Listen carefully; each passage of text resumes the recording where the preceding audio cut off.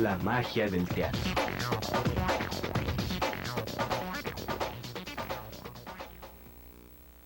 Seguramente conoces estas preguntas.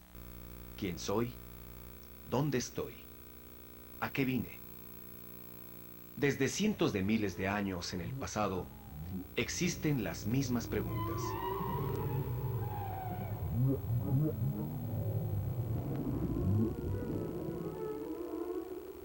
Para comprender el universo, el hombre primitivo buscó relacionarse con él.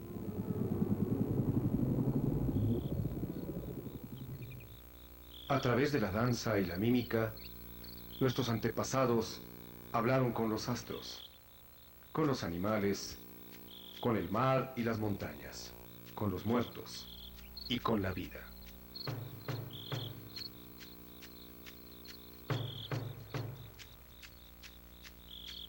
Sin pretenderlo, estaban dando origen a una forma de expresión.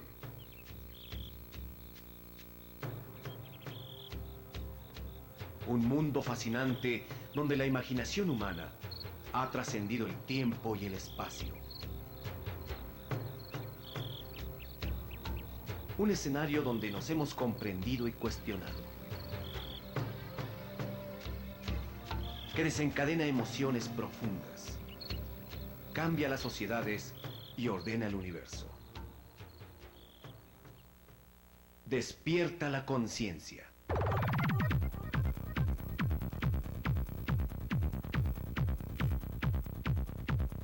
El teatro.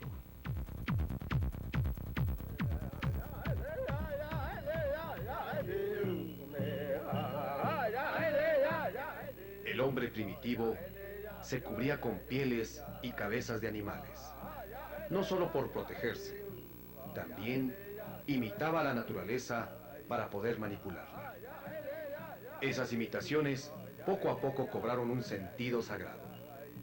Surgieron danzas y rituales para consagrar los momentos trascendentes de la vida.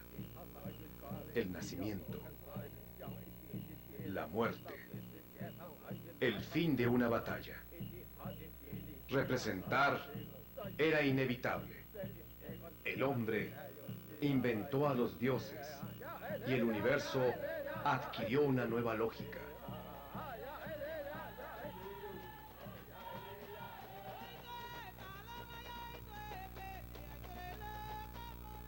La tribu ya no solo se agrupaba para danzar y cantar. Ahora, un sacerdote, un guía espiritual, era el intermediario de los dioses. Tal vez no sea tan aventurado llamarlo el primer actor. Él encarnaba a las divinidades para representar su historia, reproducir sus hechos y repetir las palabras que darían vida a su leyenda. En todas partes del mundo existen indicios de estas costumbres. Oriente, Occidente, África, América, Oceanía.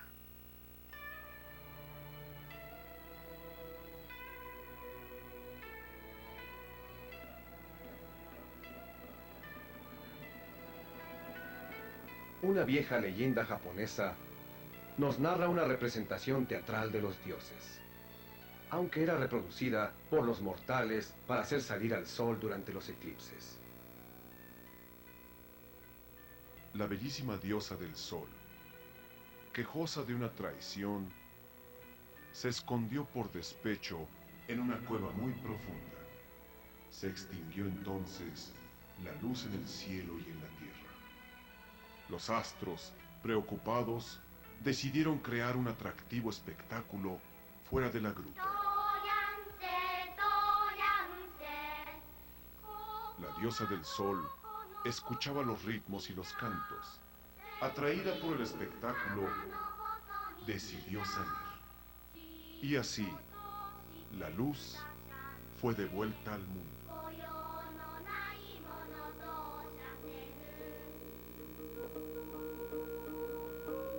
En excavaciones en Egipto, se halló un libreto dramático, donde se trazan acciones, personajes y escenarios con entradas y salidas.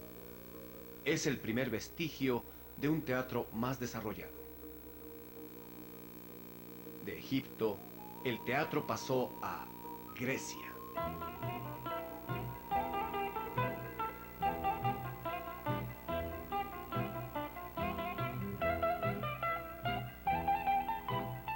Lo que ocurrió en Grecia cambiaría para siempre la literatura occidental. Grecia es conocida por sus bellos templos, pero mucho antes de estas edificaciones existieron ceremonias espectaculares, ritos sagrados por medio de los cuales el hombre griego se comunicaba con sus dioses. Adivinos o sacerdotes descifraban oráculos, mensajes donde los inmortales guiaban las acciones de los hombres. Estos actores imitaban la voz sobrenatural y los gestos de los dioses. Nuevamente lo sagrado se resolvía en rituales de danza y ritmos. Fue en Atenas, la capital de Grecia, donde cobró vigor la ceremonia ofrecida a Dionisios, o al dios Baco, el dios del vino.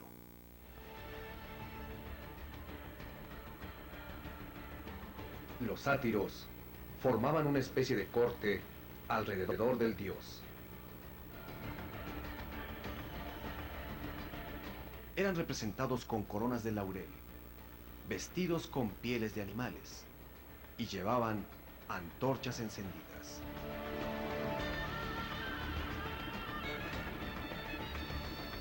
El sacerdote narraba un relato divino. El espectáculo reunía los elementos que más tarde habrían de conformar al arte dramático: el canto, la danza, la poesía. Una atmósfera de emoción y duelo envolvía a los asistentes. Los dioses y sus relatos se identificaban con los fieles. Se fundían sus dolores y pesares en un ser colectivo. El teatro nació de una ceremonia mágica de culto sobrenatural. Y así, en algún momento, el pueblo griego asistente al rito se convirtió en el gran público espectador.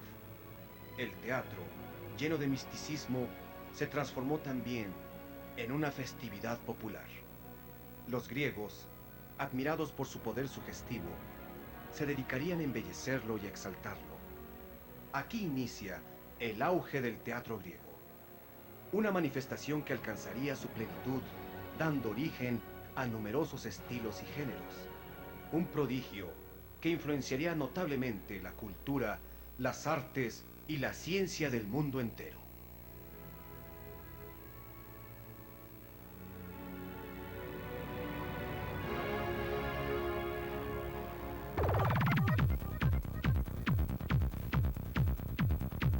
El teatro griego.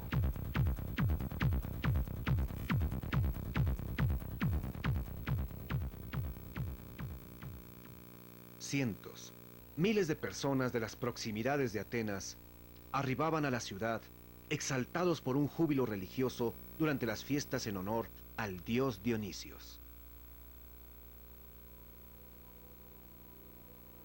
Se llevaban a cabo alucinantes desfiles y carnavales que embriagaban a la multitud. Después, un acto solemne y ceremonioso concentraba la atención: los famosos concursos dramáticos. Estos concursos formarían a los primeros genios en el arte teatral: Tespis, Esquilo, Sófocles, Eurípides, Aristófanes y Menandro. Fue en el siglo VI a.C., durante la celebración de la Olimpiada, que se llevó a cabo el primer concurso dramático.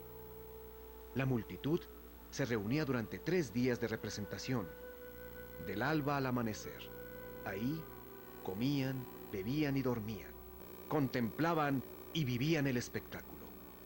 Con tanto éxito, el teatro no podía más que perfeccionarse. Fue necesario un edificio diseñado para este fin. La maquinaria escénica requería ser inmensa y fastuosa para complacer al enorme público. Se crearon efectos de luz, música y sorprendentes trucos escénicos. Los dioses representados se veían en verdad sobrehumanos. Los actores vestían trajes suntuosos y exagerados, llenos de bordados. Sus vestimentas lucían colores brillantes que los hacían resplandecer. Utilizaban zancos y calzaban coturnos para elevar su estatura. Las máscaras, derivadas de los primitivos maquillajes, eran telas endurecidas con yeso que exageraban la expresión. Diseños especiales diferenciaban el sexo y el humor del personaje. El sacerdote y los coros narraban la acción y los episodios de algún héroe mitológico. Surgió entonces la necesidad de crear personajes complejos que interactuaran entre sí. Edipo Rey, Electra, Antígona, Medea, Prometeo. Son personajes mitológicos que cobraron vida en los escenarios. Todo esto se sumaba al sentido religioso del espectáculo.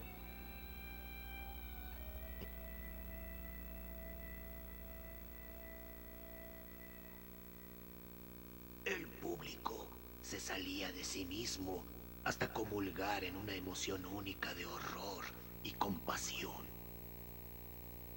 A este fenómeno, Aristóteles, filósofo de la época, lo denominó catarsis, que significa purificación. Pero el esplendor no duraría para siempre. Grecia fue absorbida por el poderoso Imperio Romano.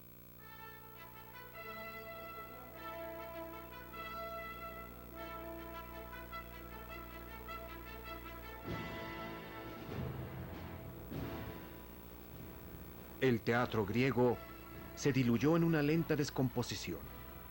Tan solo quedaron algunas manifestaciones vulgares y difusas, que ya nada tenían que ver con la anterior magnificencia.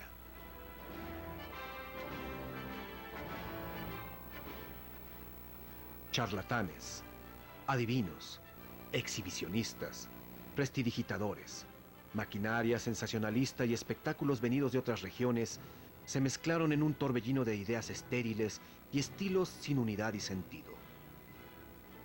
A medida que el Imperio Romano se corrompía con el poder y la gloria, el público se hacía cada vez más salvaje y exigente. Pervertido, deseaba ver realidad en los espectáculos. El actor fue sustituido por el condenado a muerte. Adulterios, crucifixiones, horrores y muertes verdaderas apenas satisfacían a los asistentes que contemplaban cómo los condenados eran quemados vivos o mutilados durante las representaciones.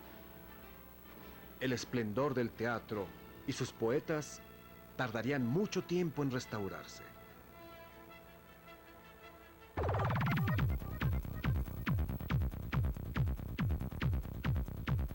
El renacer de un arte.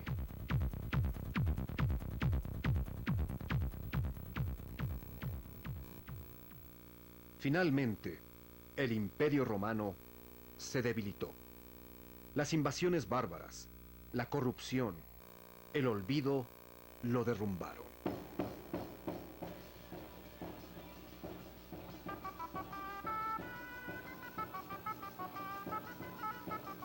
El cristianismo se fortaleció como guía espiritual y el feudalismo se estableció como opción al caos vigente. Iniciaba la Edad Media.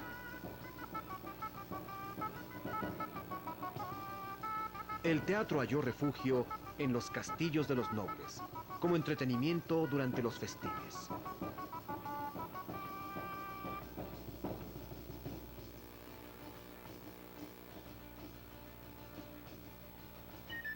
Los juglares alcanzaron fama y eran conocidos por sus brillantes espectáculos, donde representaban historias de héroes populares con mímica, magia y música. Pero fue la Iglesia quien utilizó al teatro para extender y predicar su religión. El teatro que convalecía encontró nueva vida entre los siglos IX y XII.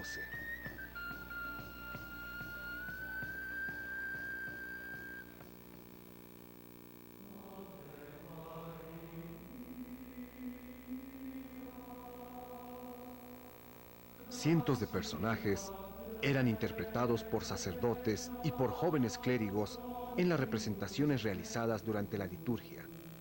Adán y Eva, Caín y Abel, Jesús, María, San Juan Evangelista, María Magdalena, Herodes, diablos, ángeles, pastores y magos y muchos más.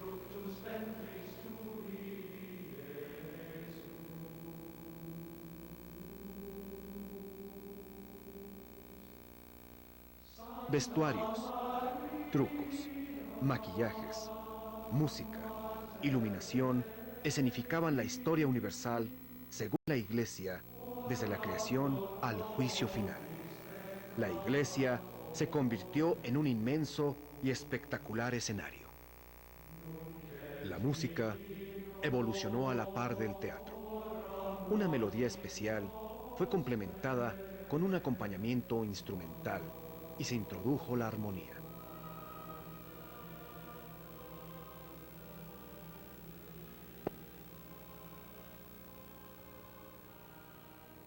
Se había hecho una invención dentro de la iglesia.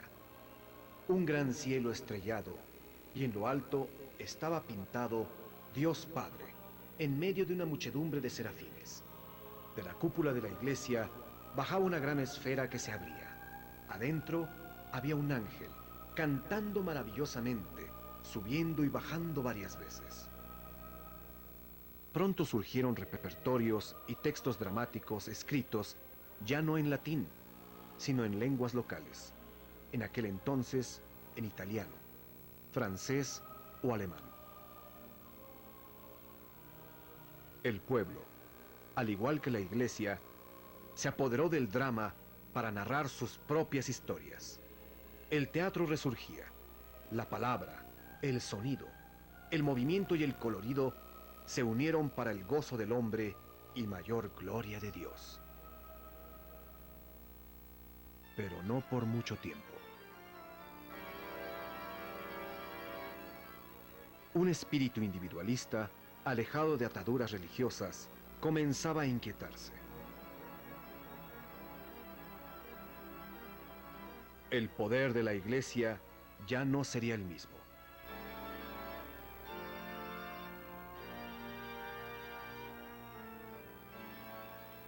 En Italia florecía el Renacimiento.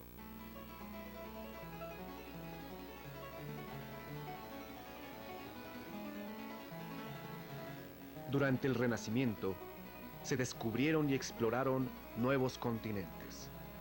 Se hicieron grandes inventos que revolucionaron la concepción del mundo y de la vida. El arte invadía al espíritu. Maravillado del poder creador de la Grecia clásica, el hombre renacentista revivió su ciencia, su arte y sus temas. El artista del Renacimiento no tardó en construir teatros con espacios capaces de contener a miles de espectadores y novedosas escenografías en perspectiva.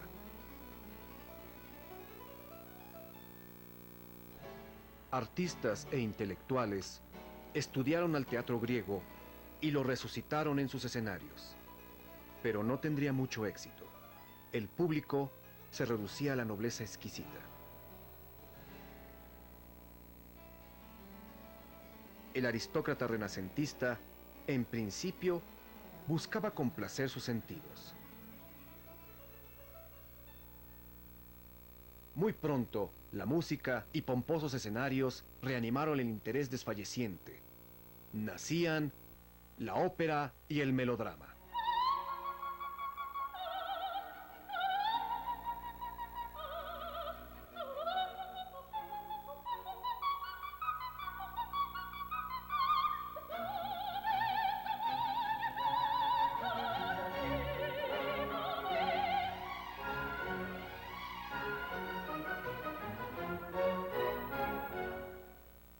Mientras tanto, el pueblo, cansado de aburridos literatos, producía un teatro más vivo, con improvisaciones geniales, atractivo al intelecto y a la vista. Un teatro que se esparciría influenciando a toda Europa. La comedia dell'arte.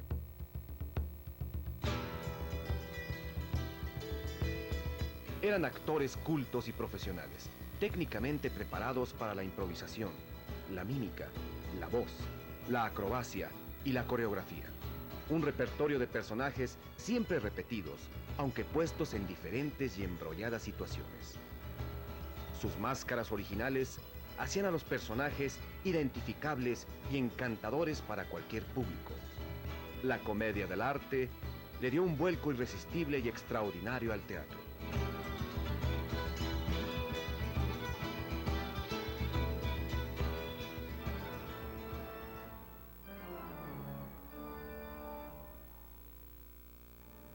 Durante esos siglos, la Iglesia incrementaba su poder político, enriqueciéndose amenazadoramente.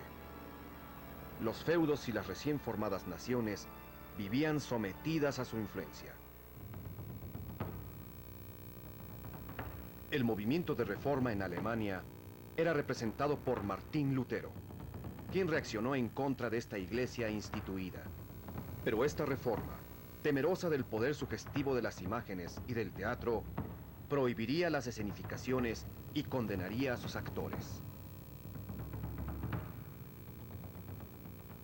Pero antes de que eso sucediera, en la aislada Inglaterra, ocurrió otro fenómeno equivalente al milagro griego. El teatro isabelino.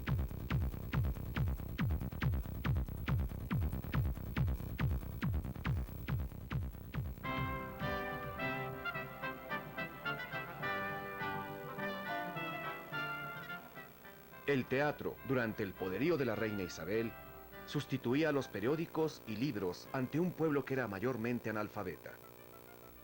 Para los isabelinos, toda comunicación pública era a través del teatro, y en ningún momento la obsesión por los clásicos sustituyó la cultura inglesa y el gusto por su propia sabiduría.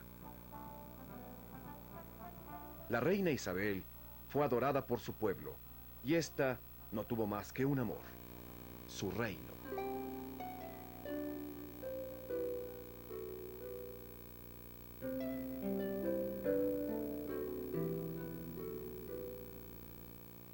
La vida cotidiana era inspiradora y la imaginación se encontraba exaltada debido a los recientes descubrimientos geográficos. El pueblo isabelino era alegre, unido, imaginativo y orgulloso. Esto dio rienda suelta a las ideas.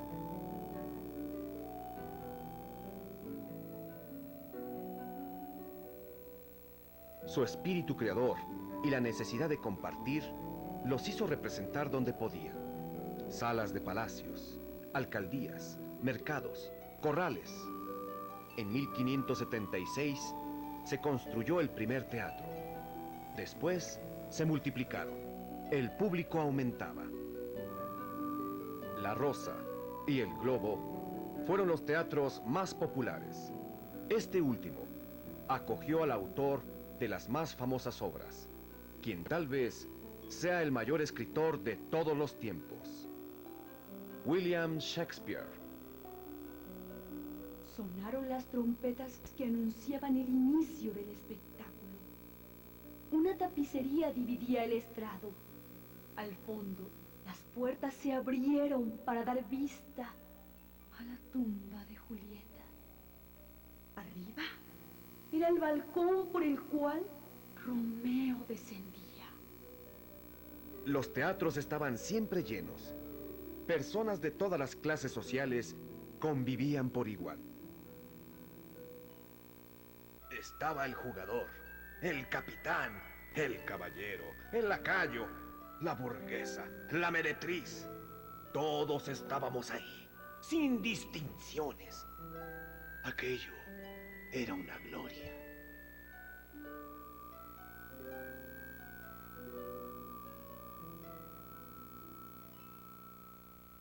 Había mucho trabajo para los escritores, mitos y formas de la antigüedad, novelas italianas y la influencia de la comedia del arte inspiraron sus plumas. William Shakespeare, entre ellos, provisto de una imaginación sorprendente, pasaba sus días escribiendo, dirigiendo y actuando. Shakespeare fue un hombre de gran oficio.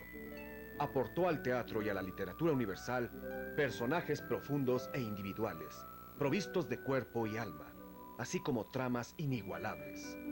No existe actor cuyo sueño no sea encarnar uno de esos personajes. En él se sintetizó todo el mundo isabelino. Poetas como John Milton y otros escritores como Marlowe, Johnson, Webster, Middleton, fueron grandes genios de la dramaturgia del teatro isabelino. Al igual que la Grecia antigua, el teatro inglés produjo un teatro vivo y fascinante. Pero así como el teatro griego eclipsó, la desaparición del teatro isabelino fue fugaz y repentina. En 1647, los bellos y siempre llenos teatros isabelinos cerraron sus puertas para siempre. La Reforma había conquistado poderosamente la ideología política y moral de Inglaterra. Ello significó el fin de una era. Todos los actores merecen ser castigados por bribones. Los teatros deben ser destruidos. Los actores serán azotados públicamente y los espectadores pagarán una multa. 18 largos años duraría la condena. Pero dejemos a los reformistas y vayamos a Francia, a la resplandeciente corte del Rey Sol, Luis XIV.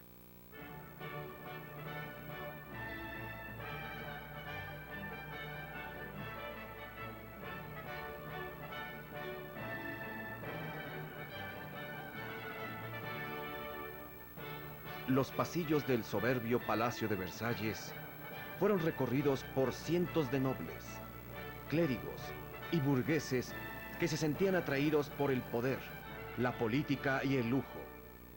El teatro tomó un carácter artificial, donde lo grandioso e imponente afirmaban la imagen del rey.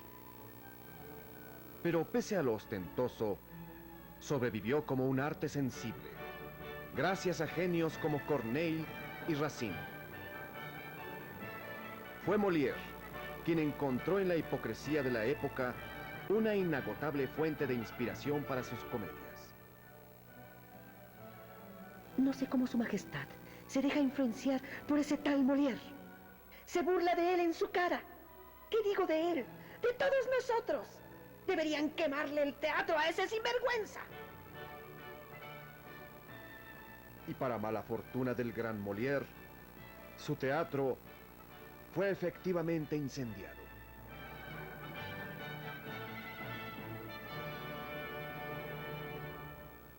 Y mientras todo aquello ocurría, otra civilización reafirmaba su poder: España.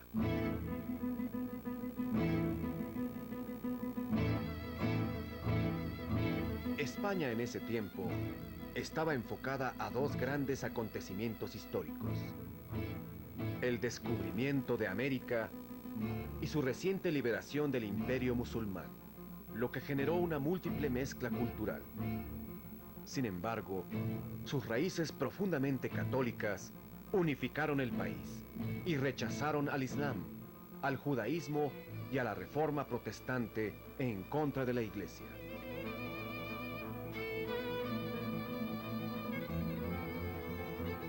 Su situación generó fuertes personalidades y temperamentos dispuestos a defender su legitimidad y su honor con la misma sangre.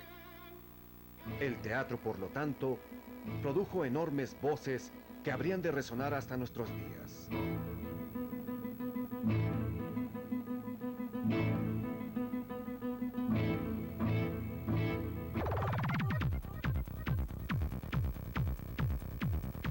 El teatro del siglo de oro español.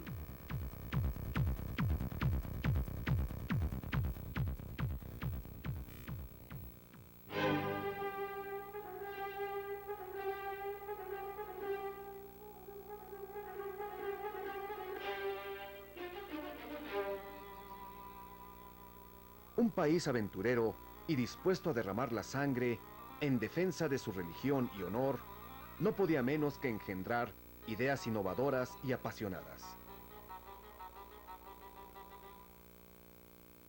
La riqueza en las letras y en la poesía de la España del siglo XVII es inmensa.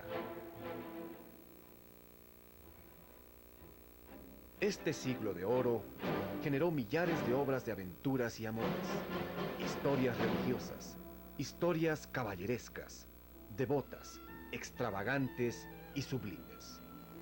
En Madrid, las compañías ambulantes daban representaciones en los patios, las plazas, en los tablados.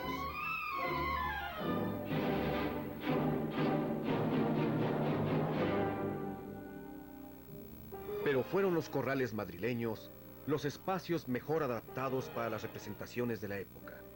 El público español de todas las clases demandaba cada vez más espectáculos. Además de los corrales, acababan de construir un gran coliseo. Allí representaban unas obras. Como en ellas cantan, se llaman zarzuelas y están magníficamente decoradas con ideas italianas. ¡Es increíble! ¡Majestuoso!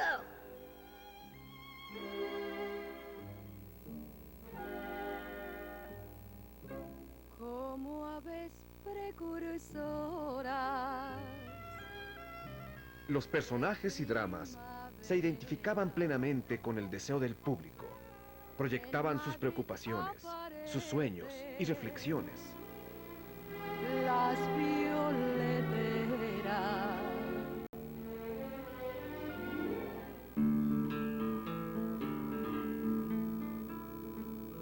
Miguel de Cervantes Saavedra crearía, además de muchas obras de teatro, a su célebre hidalgo, Don Quijote de la Mancha, personaje que lo llevaría a la inmortalidad.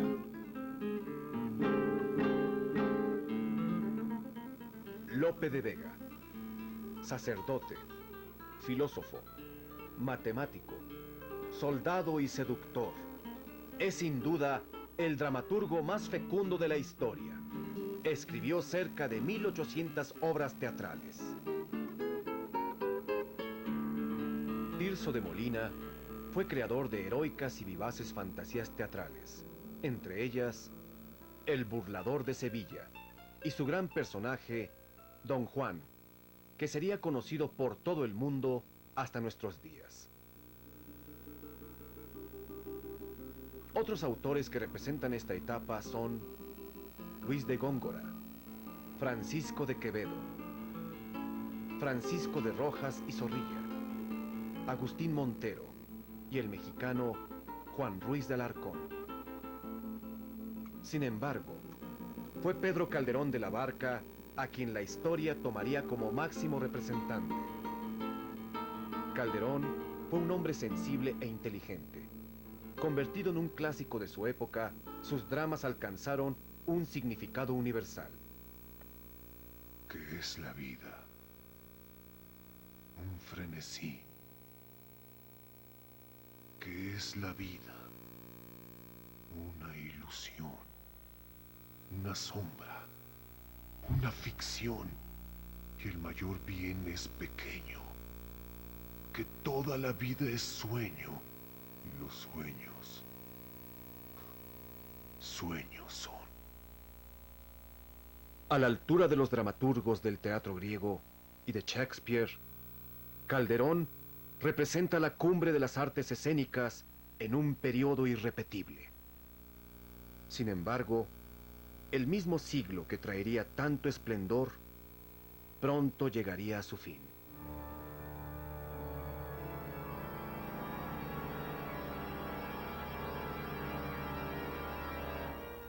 La Iglesia había generado un aterrador sistema de tortura para eliminar cualquier indicio de infidelidad. La Santa Inquisición.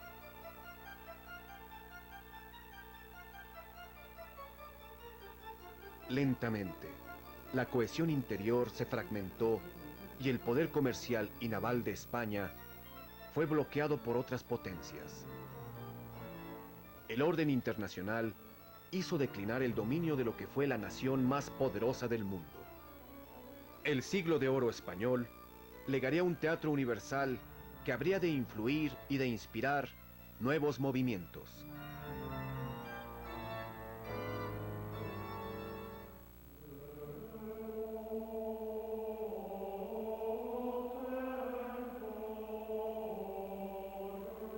El México del siglo XVII, sometido a las formas de vida de la colonia española, reveló un gran talento.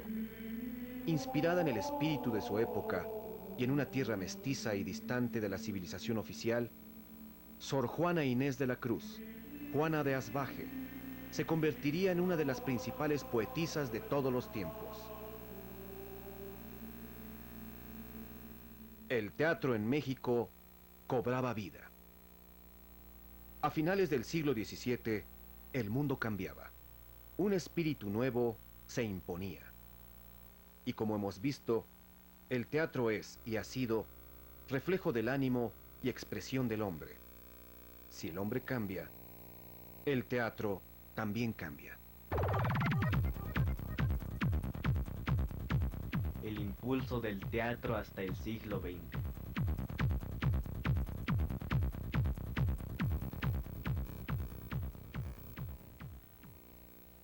La antigua estructura social se desmoronaba. El mundo necesitaba reordenarse. Los poderes se definían. Mozart, genio de la música y de la escena, triunfó con sus espectaculares óperas. Lessing, Diderot y Voltaire fueron algunas de las figuras teatrales más importantes del siglo XVIII. Pero la sociedad de la época era vanidosa y clasista.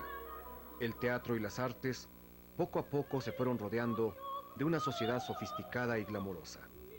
Los excesos llegaron a su límite.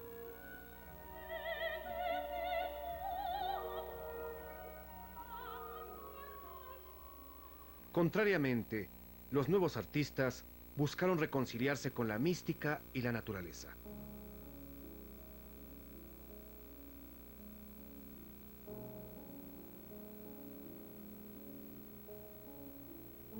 Desearon ser verdaderos, no falsos. Inmediatamente los suntuosos trajes fueron reemplazados por vestuarios que representaron con precisión la época y el lugar. De igual manera, los escenarios se diseñaron con exactitud histórica. El público participó deslumbrado con esta novedad. Era como si estuviéramos ahí.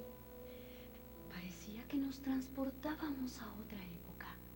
Los escenarios cambiaban cuando la historia iba a otro lugar.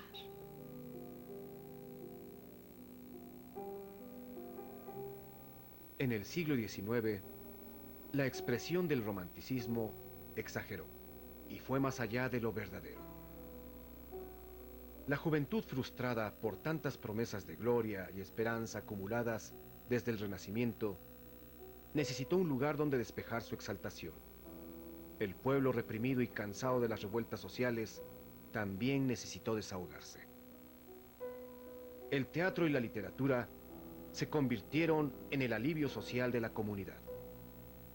Inspirados por la naturaleza, hastiados de lo material, los autores románticos buscaron la exaltación del espíritu.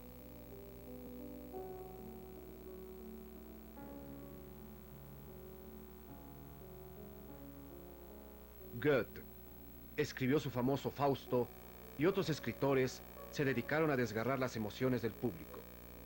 El teatro romántico fue apasionado y fatalista, una exaltación desmedida. Era más común que las mujeres lloraran, pero yo vi a hombres llorar entre el público.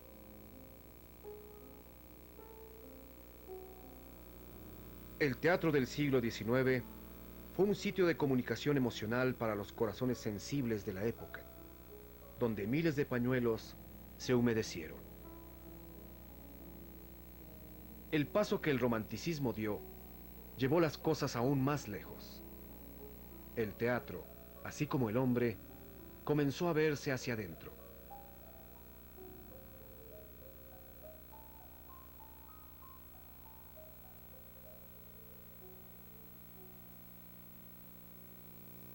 A finales del siglo XIX, el hombre se concibió de manera más íntima. Las ideas del brillante pensador austriaco, Sigmund Freud, provocaron un inusitado giro.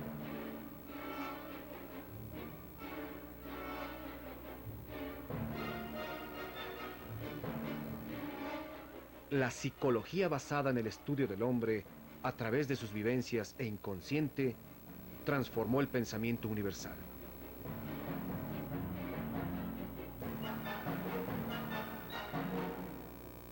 En Rusia, Chekhov revolucionó el teatro en este sentido. Las obras mostraron fuertes duelos psicológicos. Los personajes sufrían intensos cambios emocionales en su pequeño universo.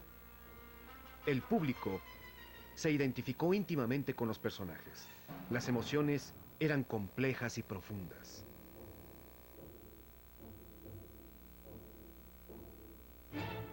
Stanislavski, actor y director de escena, reprodujo estos universos con exactitud.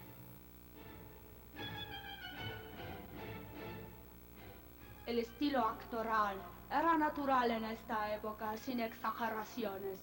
Los escenarios precisos, sin grandes decorados. Nada desviaba nuestra atención de la emoción íntima del personaje. De la fastuosidad del siglo XVIII, el teatro se convirtió en absoluta intimidad. El espectador encontró en él un espacio de reflexión profunda y verdadera. Ya no era majestuoso como en otras épocas.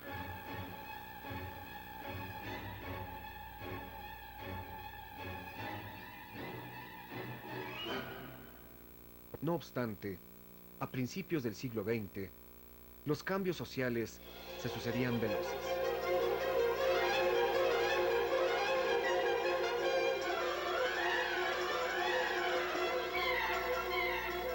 El pueblo desarrolló una enorme conciencia política y la clase media se fortaleció. Los conflictos íntimos perdieron interés. Ahora, el teatro crecía clandestino en distintos suburbios. La aglomeración urbana comenzaba. Nada satisfacía el torbellino de los cambios sociales y la psicología del hombre moderno. Hastiados de la imitación, los nuevos creadores buscaron originalidad. Todo debía reinventarse.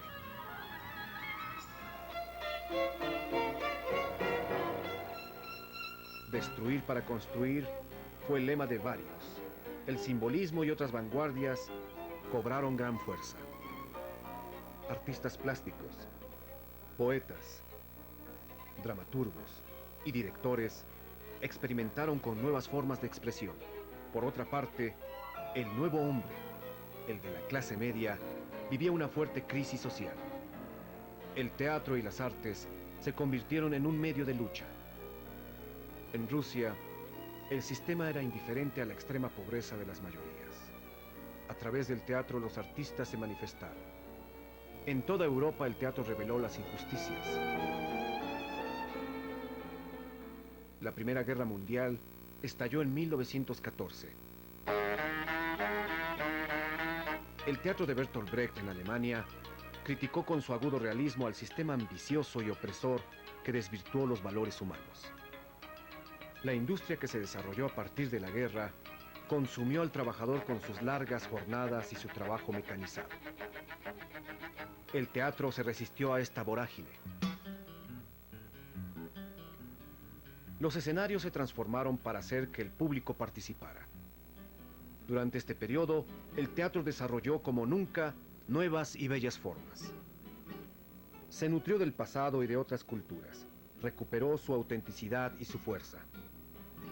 El teatro del siglo XX demostró ser universal e ilimitado en su lenguaje. El director de escena fue una pieza clave.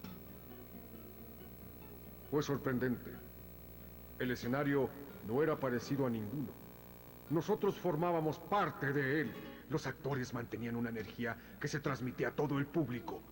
No se podía decir que representaran un papel definido. Eran emociones abstractas, muy intensas. Sentí la necesidad de levantarme y hacer lo mismo que ellos. A lo largo del siglo XX, el teatro no ha parado de reinventarse. La rica mezcla cultural, el intercambio entre países, su arraigada tradición y progresivo profesionalismo han asentado uno de los mejores momentos de su vida. Sin embargo, el entretenimiento que ofrecen algunos medios electrónicos desvirtúa el gusto popular a extremos alarmantes. Yo prefiero ver la televisión porque no tienes que pensar. A mí me gusta ir al cine con mis cuates, a ver películas de acción, o por lo menos meterme en internet para platicar de cualquier cosa. El teatro es un mundo infinito de creación. El teatro me da la posibilidad de crear a través de la luz. Aquí puedo expresar todos mis pensamientos y emociones. Es un trabajo en equipo. Tenemos que darlo todo para que la función salga perfecta. El teatro es como una antorcha de fuego inextinguible que se pasa de mano en mano. En México, esta antorcha se ha mantenido encendida desde la cultura prehispánica hasta nuestros días. México, un teatro para siempre.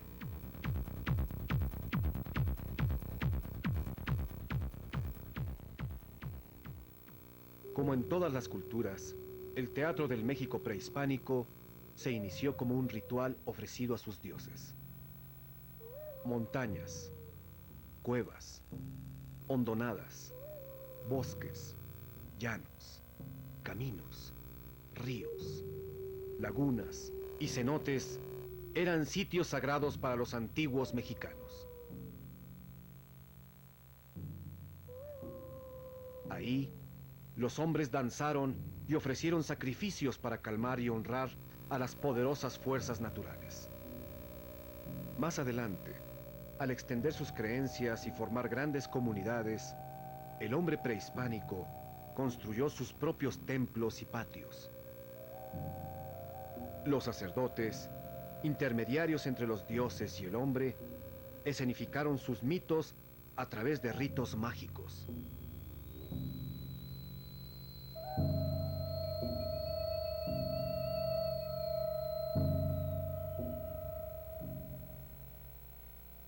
Pero no todo era solemne para los antiguos mexicanos.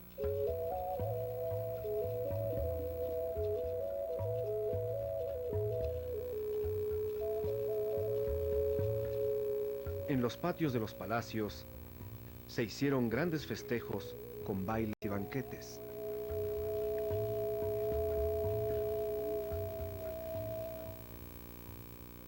Tenían en el patio una especie de teatro adornado con arcos hechos de rosas y plumas de 1000 aves. Ahí bailaban después de haber comido. Luego salían los que representaban.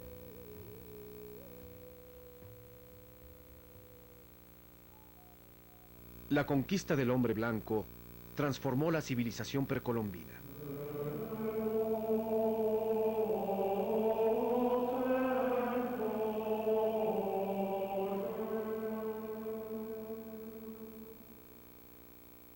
Para los conquistadores, los ritos prehispánicos eran aberrantes.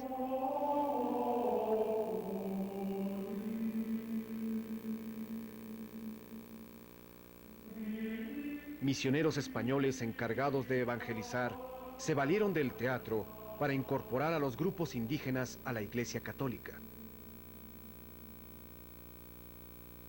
A través de él, representaron autos sacramentales.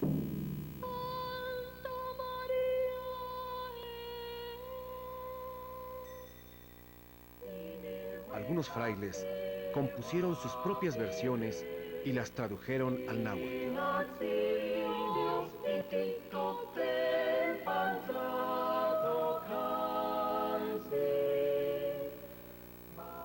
Los festejos de los indígenas se mezclaron con los rituales de la liturgia. Cantos, bailes y representaciones dieron origen al sincretismo que hasta la fecha caracteriza a nuestro país. Dios mío, mi corazón,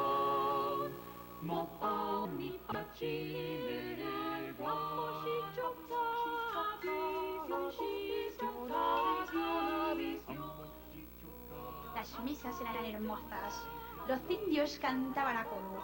El sonido de los tambores, las trompetas, las flautas y las chirimías alternaban con el de las campanas.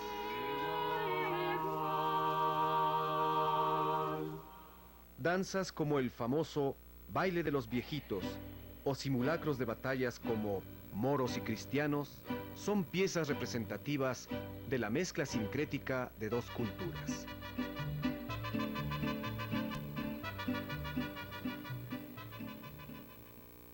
Desde entonces, hasta el siglo XVIII, bautizos, alumbramientos, velorios, bienvenidas, victorias militares, juramentos, eran teatralizados con el fin de hacer propaganda política y de enaltecer familias. donde vamos juntos con vos a mecer. Espectáculos de equitación, peleas de gallos, acrobacia, títeres y bailes eran entretenimiento continuo. La mezcla de diversas razas y clases dio infinita variedad a las representaciones. Es común ver por aquí a indios cubiertos apenas con taparrabos. Las monjas bajan los ojos y las damas ya se van acostumbrando. A la nobleza de la sociedad barroca mexicana le gustaba presenciar comedias y divertimentos en sus casonas y palacios. Los jesuitas optaron por un teatro más culto, pero a pesar del ambiente conservador, también se hicieron festejos callejeros donde la juventud se desahogaba con desenfrenados carnavales. Ay, como llueve, ay, 7 luceros, ay, rayos de gloria, ay, rayos de fuego. Los tablados y corrales también llegaron a la sociedad hispana en América. Sin embargo, los coliseos fueron los más populares. En ellos había cupo para más de 1,400 espectadores.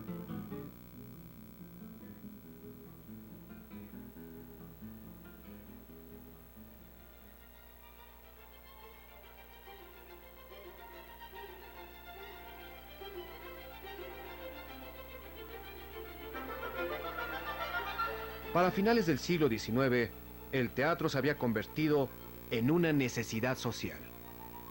Conciertos, reuniones patrióticas, asambleas, juicios, banquetes, bailes, carnavales, demostraciones científicas.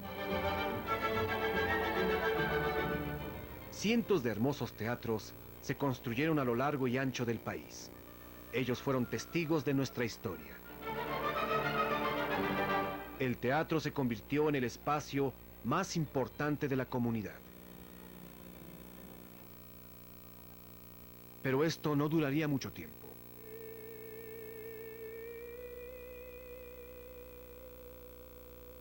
A principios del siglo XX, los teatros se monopolizaron. Los empresarios presentaban espectáculos vulgares y pasados de moda. El interés fue disminuyendo y muchos teatros fueron demolidos. El país no soportó el quiebre cultural y político de la etapa porfiriana. La revolución se hizo inevitable.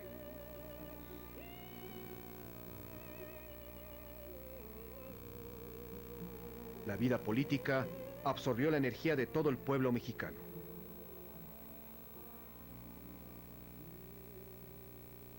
Sin embargo, unos años después, un grupo de jóvenes intelectuales se abrió camino con gran fuerza dentro del México postrevolucionario.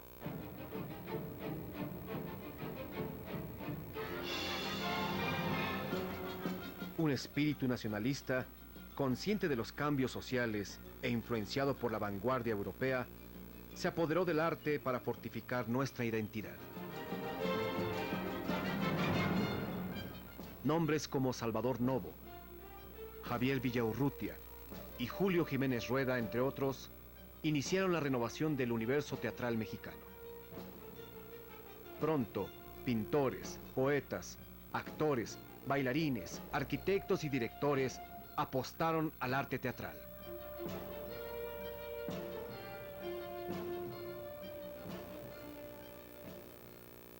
El director, Seki Sano, fue la figura más importante en la renovación del Teatro Nacional.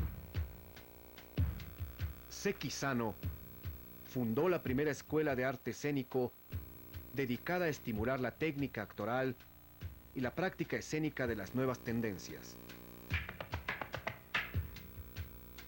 El teatro en México se hizo profesional y resurgió con más ímpetu, un ímpetu que hasta la fecha no ha decrecido.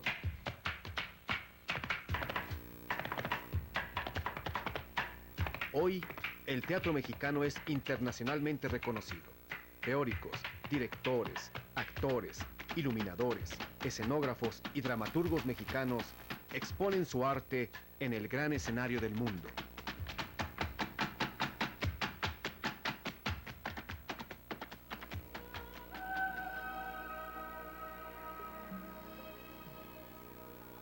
El teatro ha sido para el hombre un universo extraordinario, un sueño de comunión y armonía. En el teatro está contenida nuestra historia.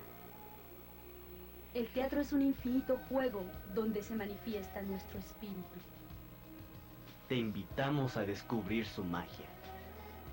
Te invitamos a formar parte de este eterno escenario. Porque el arte del teatro solo puede ser grande cuando el poeta, los intérpretes y los espectadores se convierten en uno.